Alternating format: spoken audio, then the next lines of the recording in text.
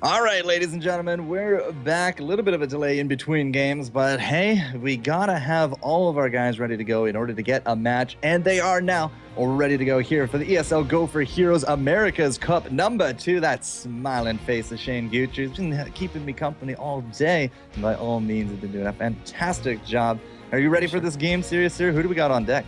I am very ready for this game. Probably what I was looking forward to the most, and I think it's pretty inevitable that these two teams meet each other. Cloud9 Maelstrom versus Symbiote Gaming, widely considered to be the two best teams in North American Heroes of the Storm as of the moment. They've gone back and forth. Obviously, Cloud9 Maelstrom was able to beat Symbiote Gaming in the Kings of the Storm 2 weeks ago. Just throwing that out there.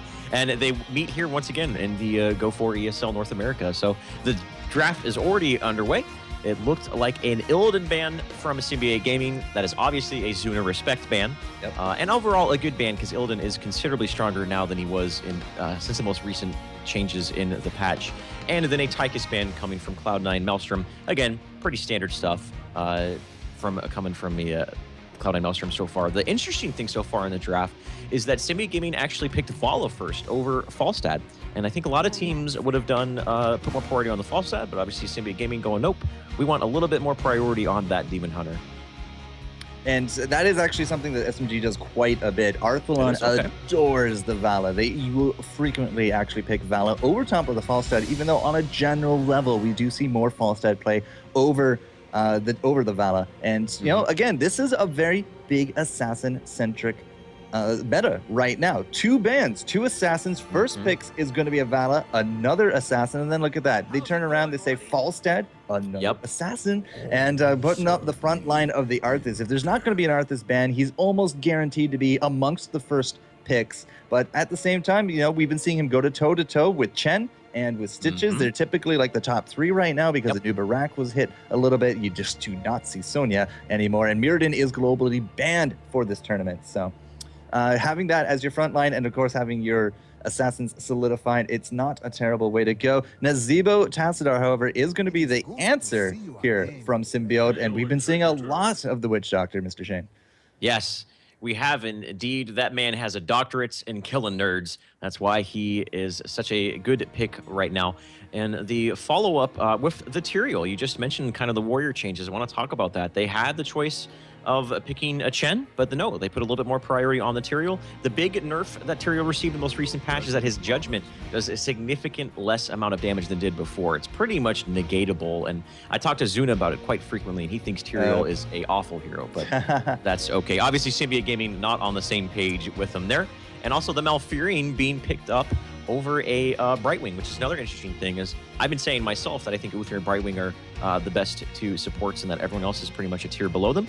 But again, Symbiote Gaming definitely play to their own chords right there, and they're picking up the Malfurion as their healer utility support there. And I loved the last pick that Cloud9 Maelstrom just picked up there, Sean. Yeah, unfortunately, I hit the wrong button at the wrong time, so I'm just reading up the draft very quickly here. Stitches and Uther were the 2 that I actually forgot to put into the draft there before we got into Tyrael and Mouth. But as you said, I mean, we have been seeing less and less of Tyrael, but last game, Symbiote Gaming did actually have a Tyrael on their side, played up by Marsh, who is right now just subbing for them because we don't have an Arthalon. So going with, again, like their one warrior meta is something that we've been seeing more and more. Of course, it does look like we got 2 plus that Uther for Maelstrom, a very solid front line, and they're going to be trying to protect their Falstad and their Kerrigan you know, as best as they can. You can tell the teams that were ready to go, though, serve do have a bio there from Dunk, but we will be getting into this game. Now, last time these 2 teams met, it was a best of 5. This is a best of 1. So Symbiote Gaming going forward with only the Tyrael, who's not really widely regarded as the best frontliner. He can't solo tank nearly as well as an Arthas or a Stitches, and they got to deal with both of those for Maelstrom. This is dicey. We are going to Haunted Mines, though. That is the map of choice. You've been seeing it there playing in the background. So going with this bit more of a stranger setup from Symbiote, I'm not entirely too sure how this will rank up against the powerhouse of Maelstrom. Yeah, it'll definitely be interesting, though, correct me if I'm wrong here, Sean, I believe Symbiote actually picked Tyrael in their last match versus Clairvoyant Gaming, which was from what I saw, was a rather one-sided match. So obviously Symbiote Gaming is still showing quite a bit of success with Tyrael. Am I right on that? They did pick Tyrael versus Clairvoyance? Yep, they had the single tank again, which is, again, more meta, but it is the Tyrael, and that's just not something we see a lot from the other teams. Symbiote, however, is widely regarded as in their own league at this point. Yes, but agreed. Cloud9 Maelstrom, Cloud9 Vortex, they've been really chipping away, and in fact, we do have now victories on the side of Maelstrom overall. And, Symbiote going into this, again, it's going to be dicey, I feel, because we do got the double assassin ready to go for Maelstrom, and they're going to be hidden behind not only controlling, the flow of the battle with the stitches and the hooks and the bile, but also the Uther with the stuns and the double heals. And then Arthas, we saw even last round, as Symbiote Gaming just did absolute work with their solo Arthas. Sorry, not with their solo Arthas. It wasn't Symbiote. Who was our last one? ESV Wildfire. Yes. Cloud9. We saw the Arthas just even able to turn things around on their opponents. So, as I said, this is going to be pretty dicey. We're going to have to see what Symbiote can do against this tanky front line of Maelstrom. But we are into the game, Mr. Shane Gucci, and we're going to be jumping right into that as we do have Haunted Minds, Rip Raren, ready to go. We do think. One thing I want to throw out there, and this is interesting, because we've seen a big resurgence of this hero, is no Zeratul ban, no Zeratul pickup. Obviously, over on the side of Maelstrom, they had the option of picking up that good old Stitches Zeratul combination, but obviously they don't put as much priority onto the Zeratul as we do as their sister team, Vortex, because I can tell you right now, Vortex loves themselves a Zeratul. So that's an interesting note. We've been seeing him a lot, but obviously neither of these teams putting much focus onto him. But we are in the game here, ladies and gentlemen. Over here on the left side of your map, we have the well-known Symbiote Gaming all lined up like this is some sort of like... big racing. Yeah, big race right there, ladies and gentlemen. And the gates are down. The race is underway. We have Mad Timmy playing Malfurion, March subbing for Dreadnought on Tyrael, Soldier playing the Witch Doctor, Arthalon playing Vala Demon Hunter, and KO playing Tassadar. And it looks like these teams are ready to rumble as Cloud9 Maelstrom are just charging headlong into the enemy team's Watchtower. Again, they're a very tanky kind of team. In a level 1 fight, it's going to be really hard to burst down really anybody here. Kerrigan, is going to get the support of the Uther. She has her own shield generation through her passive. It's really, if you can catch Dunk, you might be able to actually get a quick first blood. But everybody is so tanky here at the level 1. Mad Timmy with that Mad Furion. I got to take that away from Solid Jake. So sorry, man, but it's so good.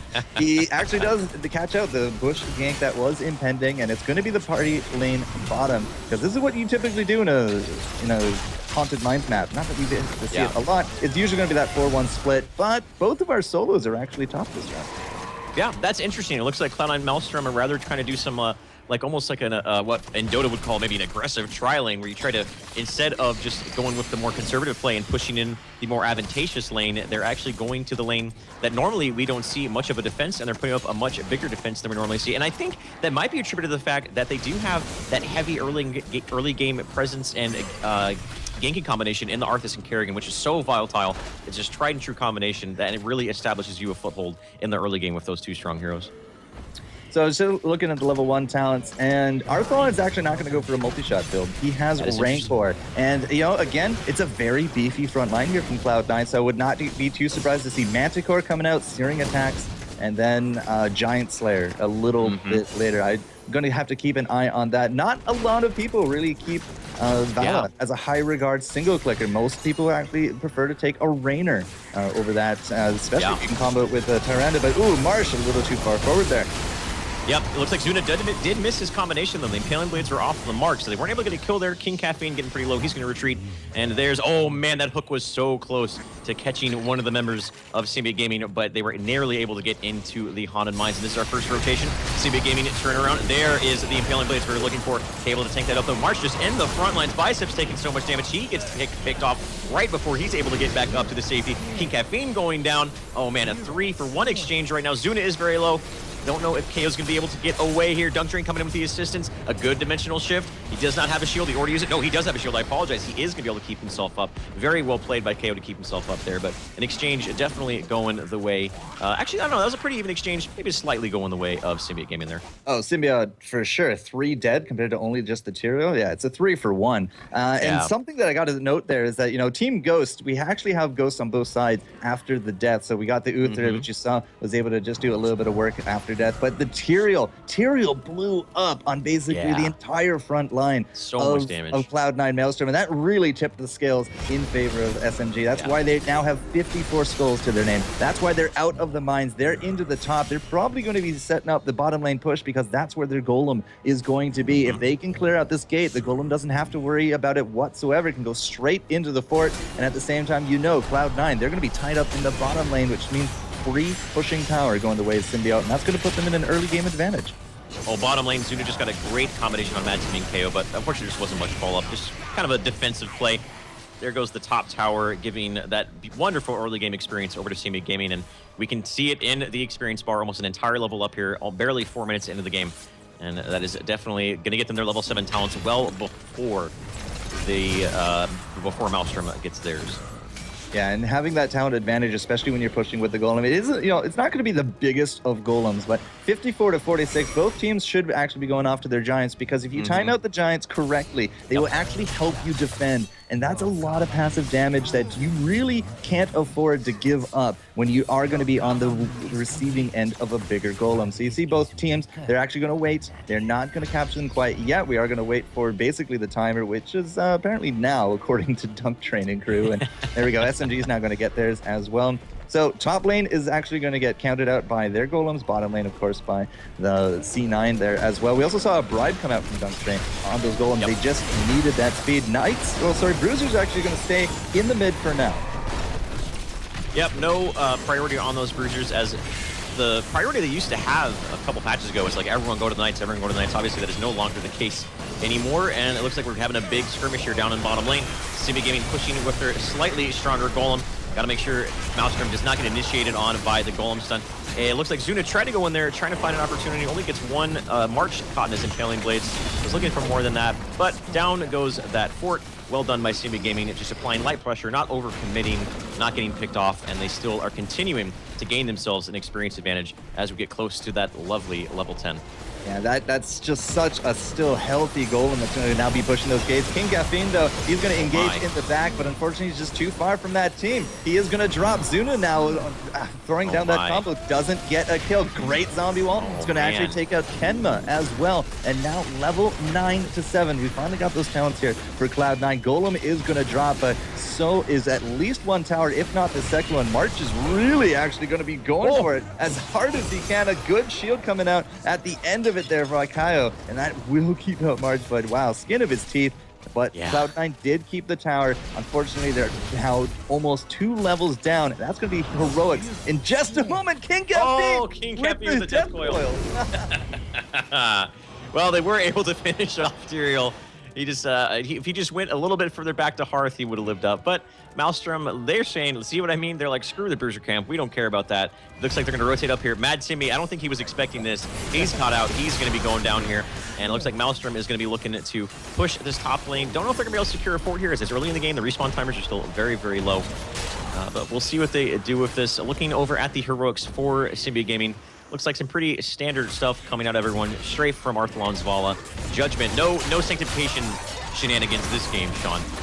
And also Tranquility coming up from Mad Timmy. We're not seeing that big AoE silence sometimes we see from Melgrin. Team fight here at the Bruisers, though. Finally, we're starting to see some action. There's that big, dangerous arc on King Caffeine get initiated on. There is the Goldberg charge coming up from March Judgment. Kenma very low. He's going to get taken down. Zuna is also very low. He is in the thick of it. He gets completely separated from the rest of his team. 3 for no exchange, and that right there is the power of heroics versus no heroics. If you also notice that the Bruisers got jacked here by SMG, they actually were able to get onto the point. It's now going to be pushing out top. So not only did we have those top lane golems for SMG pushing down the golem, they also started pushing into this lane, which is why you saw the rotation. And now there's going to be Knights there just to finish off that gate. Level 11 hype going for SMG, and mine's going to be spawning in the next 10. So good map positioning from them. They haven't lost out any kills in a while. It's actually 9-3 overall, but with that experience lead, and now only we finally got the heroics here from Cloud9. They might be raring for a fight. You see Zuna, he's going to jump straight to Soldier. Well played by Soldier. He sidestepped that and was not able to get caught out. Zuna with the Maelstrom. There's Tranquility doing all the healing that it can. Soldier, they're just focusing so much on Soldier, they can't take him down. Finally, they take him down after putting so much energy into that. March is in the thick of it. He is way out there. He's going to get taken down, but he's going to look to explode on top of Biceps. I think Biceps, no, he does get a heal at the last minute from that Uther. Well played by him. A 2-for-1 exchange so far. Zuna is having to get out of there, though, because he's so very low. Oh, man. No, Zuna turns around. There down goes the Tassadar. Mad Timmy is out of mana. Soon to be out of health if he doesn't get out of there soon. So Maelstrom, it looks like they finally found themselves a foothold in this match. A very good team fight going their way there, Sean.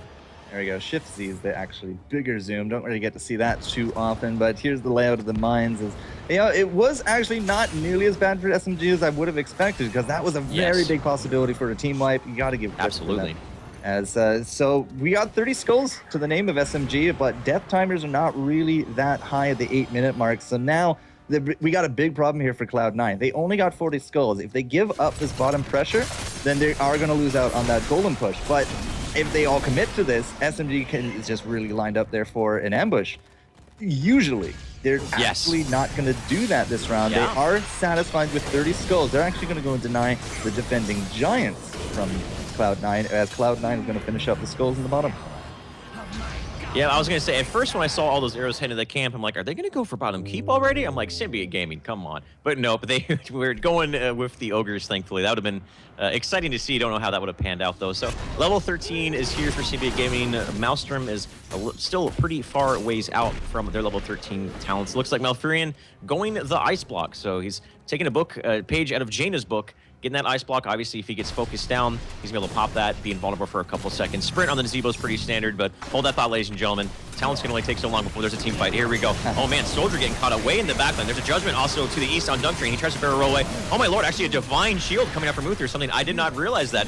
Kenma going to be taken down. A 2-for-1 exchange so far. Tranquility doing what Tranquility does, keeping everyone very healthy and alive. Shock and Awe taking Arthalon. Not much follow-up, though, so there's not much happening there. King Caffeine gets hit in Entangling Roots, but looks like he's going to be able to get out of there. They still don't have their level 13 talents. A 2-for-1 exchange. And yeah, I didn't actually notice that, Sean. Is it actually shield? It can't be shield. Yeah, no, it was on. He went Divine Shield. I saw it on the fall side. I was about to say Dunk Trade about to go down, and all of a sudden I saw that big gold globe around him, and I was like, oh, I wasn't expecting that. So a little bit of a change up on strategy and tactics from Cloud9 Maelstrom with an Uther Divine Shield instead of what we normally see in the Divine Storm. Well, it's Nazebo and Vala, and Vala's been actually putting out some really big damage numbers as well as the Nazebo. And teams. We're still kind of trying to figure out exactly what is the best way to counter out a Nazebo. Well, Divine Shield, in theory, counter out pretty much any kind of damage combo, at least for a little bit. So I'm not entirely too sure if this is like a solidified tactic or something that we're just actually going to be trying out here from Cloud9 Maelstrom, but still SMG is leading in terms of the experience. They're looking for that level 15 compared to the 13 here of Maelstrom. They lost out the keep in the bottom lane, so now Maelstrom has to actually deal with catapult pressure for the rest of this. But they are going to actually be able to solidify out the bruisers in the mid, and that will put them at least for a little bit there level parity. Looking a little deeper into the talents, Arthas going with the spell shield over the Relentless, and also Uther going with the Shrink Ray over the Sprint. So as we were talking about, a little bit more defensive choice there with the Shrink Ray rather than the Sprint. We usually see Sprint more often than not, as not only can you use it defensively, but you can use it offensively to pretty much sprint in there and get a good Divine. He doesn't have Storm. Yeah, that is, oh yeah, exactly, which is why he's going with that defensive build. Also level 7, something to note, he's going the Holy Devotion. Level 7 for Uther is a really big level because you have so many choices. You can go Wave of Light, you can go Clairvoyance, you can go Cleanse, you can go Holy Devotion, and we're starting to see more Uther players go with that Holy Devotion at level 7 over the other choices. So yeah, with that, with those choices, Kenma's definitely playing a little bit more of a hardcore support with that Uther. He's not really going nearly as controlling. He's just really trying to make sure that he can keep his team alive, even through death, with that Holy Devotion. Like, he does have full access to all of his spells and their power level as well during that Holy Devotion. So yeah, both of our supports going pretty hardcore support because they are the only ones on their teams. I mean, you looked at Tranquility and Ice Block, right? Well, what's the best way to stop a Malfurion? To kill him. Can't do it. Yep. What's the best way to stop material? You hook him into your whole entire team, but he was able to let those runes go out there. Oh my lord, that Ravenous Spirit is doing so much damage. Sean, King Caffeine getting away by the skin of his teeth. Tranquility keeping everyone alive. March is so very low, but the Tranquility is keeping him up. Kenma is going down to the Uther. Stitch is going down as well. 2-for-2 exchange. Now a 3-for-2 exchange going the way of Cloud9 Maelstrom. Syrio looking to get some damage off. Not enough damage to bring down Dunk Train though. King Caffeine is out of ghouls, about to be out of mana. Arthalon is going to be, looks like he's going to be taking him down. Can Zuna save him? No! And Arthalon is able to sidestep the Zuna impale, but doesn't matter. Zuna right-clicks him down. A 4-for-3 exchange. A very quick team fight, but my lord, that Ravenous Spirit did so much damage in that chokehold. And you saw Uther basically sacrificing himself, wading through all the damage to get off those stuns. We don't actually, we do have level 16 now. I was going to say, we don't have that stun slam from Biceps, but now we do have that for that extra stun. And with that arc and the range increase, it's going to be a big tool shutting down that Nazebo. Kaio is actually trying to deal here with Zuna and Dunk. One more storm. Might have been able to actually take out Dunk, but just didn't have those cooldowns. But still, if you're distracting these guys in the bottom lane, that means that they're not getting skulls. And now with the respawns, you see that Cloud9, they cannot afford to stay down here, not with that level of hit points. So that might have looked like a terrible death for Symbiote, but they stopped the skull collection from those two, forced them back, which means that now we have a fighting chance at skulls for Symbiote. So that, my first reaction was that, like, oh my lord, what is he doing? But as you pointed out, that actually was a good play by him. But Mad Timmy and March getting caught out here. Dunk Train just barrel rolls right on top of Mad Timmy. I don't think Tranquility is up. It is up in 10 seconds, but he's still alive. They're just trying to bait it out. That barrier, up in it was the material barrier. Yep, that was so well played by March right there. That's one of the strengths of him. We don't see that enough, but he needs to be careful. He's going to be going down. Malfurion going to be taken down. So, yep, there he goes. So an easy 2-0 exchange going the way of Maelstrom, and now they have full control of the mines. I don't know what Symbiote Gaming plays here. I don't know if they can do much rather than just fall back and try to do some damage control once the rest of their team is up. Well, you say fall back, but I think they're going to push for the keep. I mean, everybody is basically down in these mines. Even with the back timers, like, you're still going to be able to do some decent pressure here. And you see Soldier with those giants able to clear out the gate, the tower, looking for another tower. Both teams level 17. The difference in levels has not really exceeded more than 2. And even then, that was really early game from Symbiote, because early game Symbiote definitely had a huge advantage, but some of these fights are now starting to turn towards Maelstrom. You saw that they now have the bigger golem, 78 skull golem. That's not something we see in high meta a lot, Mr. Shane. Nah, usually when we see those big discrepancies in skulls counts, it's because one team has like a 2 or 3 level advantage at this point in the game. But obviously Cloud9 just were able to find those 2 pickoffs in the mines and able to secure themselves that really strong golem. But Cloud9 Maelstrom have to fall back to their core because they have a golem on top of their core. Though the core obviously having more HP, I don't think it's going to get to those shields at all.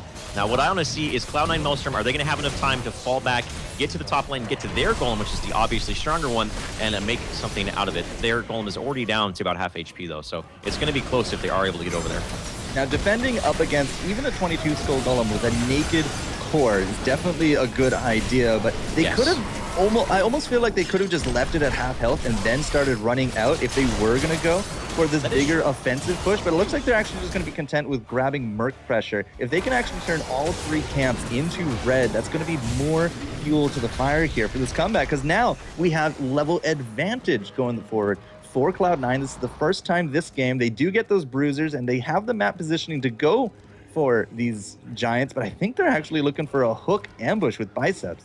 Yeah, they are going fishing, trying to catch themselves maybe a bird, Malfurion, I don't know. Really, no one really looks like a fish over on the side of if there was a Murky, then you could definitely say you're going fishing. But anyways, that's an alpha metaphor. Enough with that one. It looks like Cloud9 Maelstrom, we're looking to try to initiate onto Symbiote right underneath their fort, but they're going to back up. They're just pretty much rotating in and out.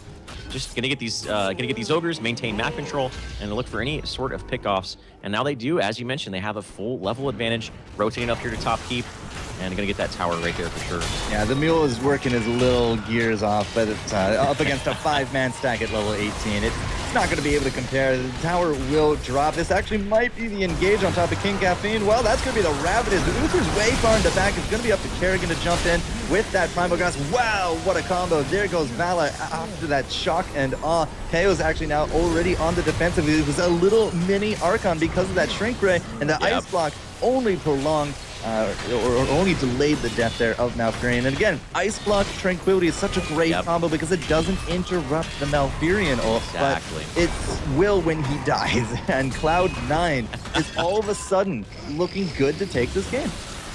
They are. They were definitely on the back foot in the early game, and they have made substantial leaps and bounds to get themselves back into this game. Soldier's now going to be taken out. KO's got to be careful. I think Soldier going down right there is the nail in the coffin, ladies and gentlemen. The core is already taking fall damage. Shields are down, Captain. All 5 of them on top of that core. And so there it is. I think we're going to see Cloud9 Maelstrom able to pull out a good victory against Symbiote Gaming. And at 17 minutes to boot as well. Back-to-back weeks that we've seen now wins for Maelstrom against the powerhouse of the Kings of Storm. It's, I don't know what's going on here, Shane, but good things are happening for Maelstrom as they now advance into the finals. Very much so. And one thing to consider, don't forget this, guys, is that Symbiote Gaming was playing with a substitute. Dreadnought was not there.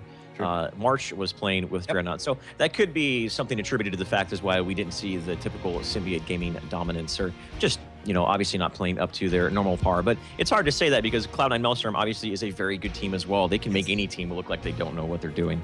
So well-deserved win by them, and they're going to be moving on to the finals, Sean. Yeah, they do have that kind of power. And moving into the finals, it's going to be best of 3 in the finals, which means that no longer are we basically putting our best foot forward. And, you know, as I said, going back to the draft, I was a little shaky about the amount of tankiness on Maelstrom's side, because Maelstrom just very rarely ever died. In fact, Dunk Train, the only hero, if I'm looking into my game behind it as well, is the only guy that didn't die that entire game. We have 6 deaths on Marsh. And again, going back to the whole solo warrior thing, Tyrael maybe not going to be the best of choices going forward. 6 deaths on Kenma, but he's a ghost Uther with Holy Devotion.